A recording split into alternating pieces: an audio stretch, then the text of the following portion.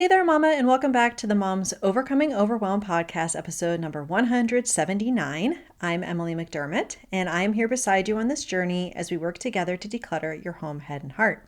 Today's episode topic comes directly from someone in my community. If you are not already part of the free Facebook group, come on over to tinyurl.com/moms overcoming overwhelm.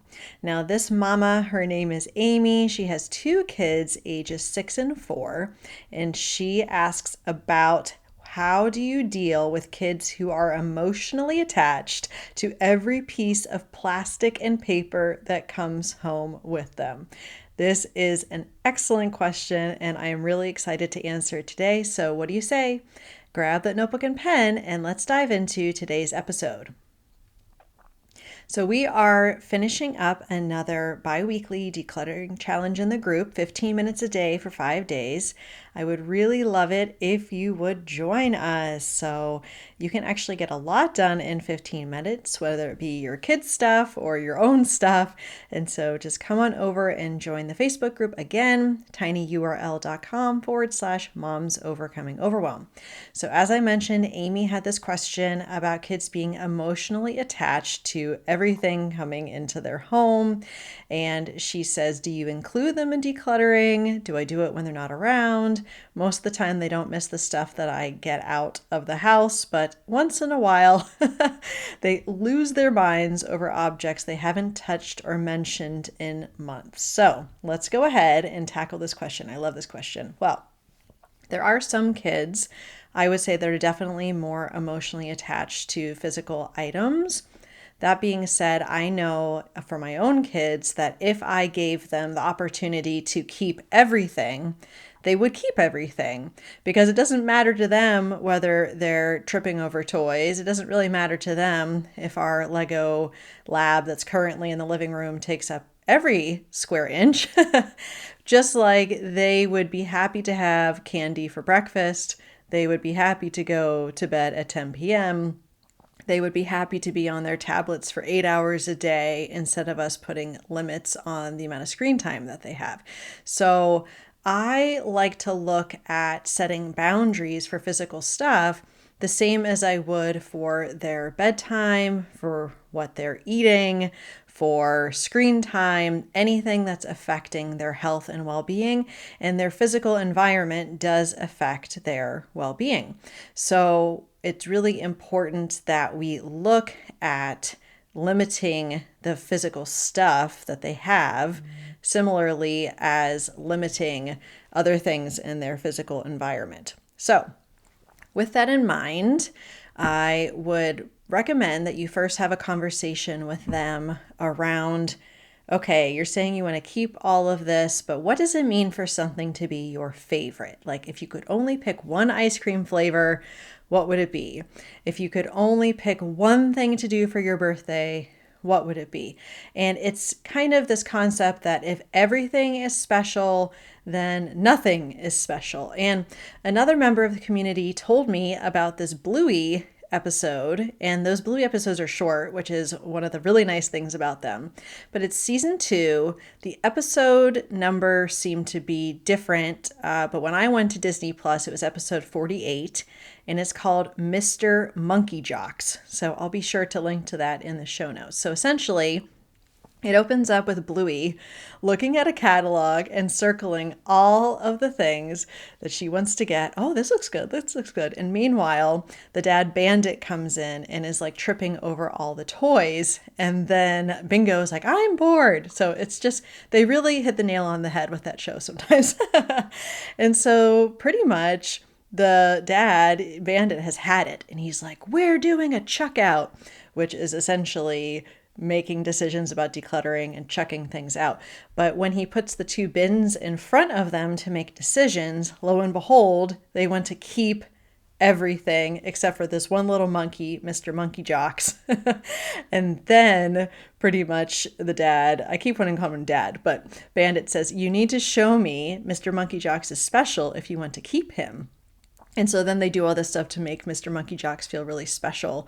And at the end, they are realizing, the kids are realizing that when you have everything you want, nothing feels special anymore, and donating toys to others can make them feel special.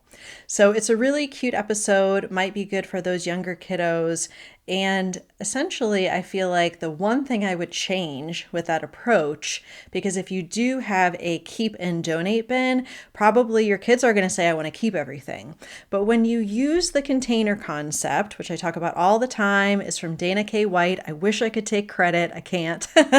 But she talks about making the container the bad guy. So once we pick a limit for, okay, all of your stuffies are going to fit in this space, you're going to start with the ones that are the most special, and then we're going to have room for that based upon how important it is to have stuffies in this space. We're not going to have stuffies take over the room, because then we have nowhere to sleep, right? Just remembering that our home is living space and storage space somewhat, but our home should be more living space than storage space.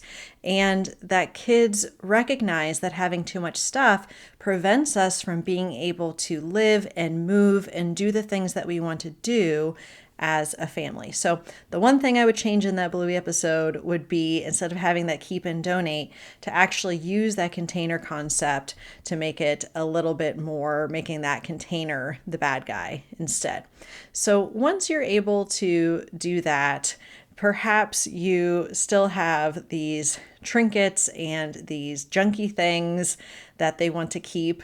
The example that Amy gave, oh my gosh, it made me laugh so hard. It was like a kiwi that came with this fork spoon combo. That was like a plastic thing.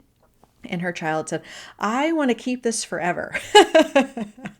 Oh my goodness. Okay, so what do we do with that? Well, I've spoken on the podcast before about the treasure boxes that I use, treasure in air quotes, with my boys. My boys are now 7 and 8.5, but we have been doing this for years because they've been getting a bunch of junky stuff for years, because that happens starting at a very young age.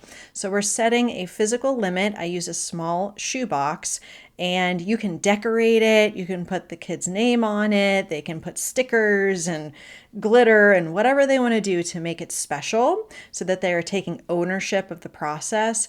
And then anything that falls into that trinket category will go in there, and making decisions again based upon the container. And they're the ones making the decision.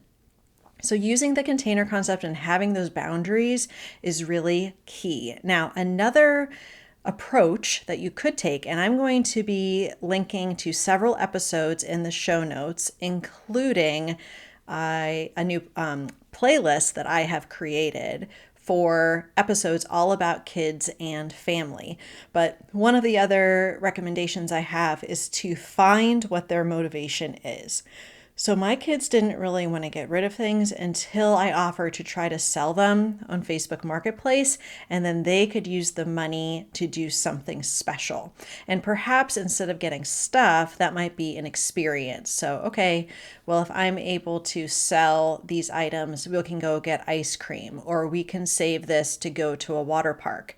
But this is a really maybe controversial approach.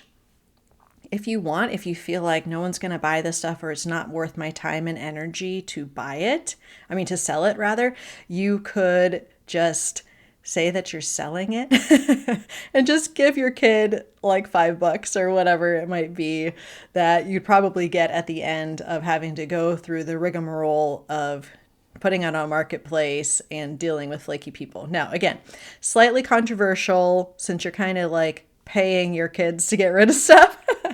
But desperate times call for desperate measures. Am I right? So you can take that one with a grain of salt. But I think just recognizing that when it comes to physical stuff, we need to enforce the boundaries that are going to allow our kids to thrive.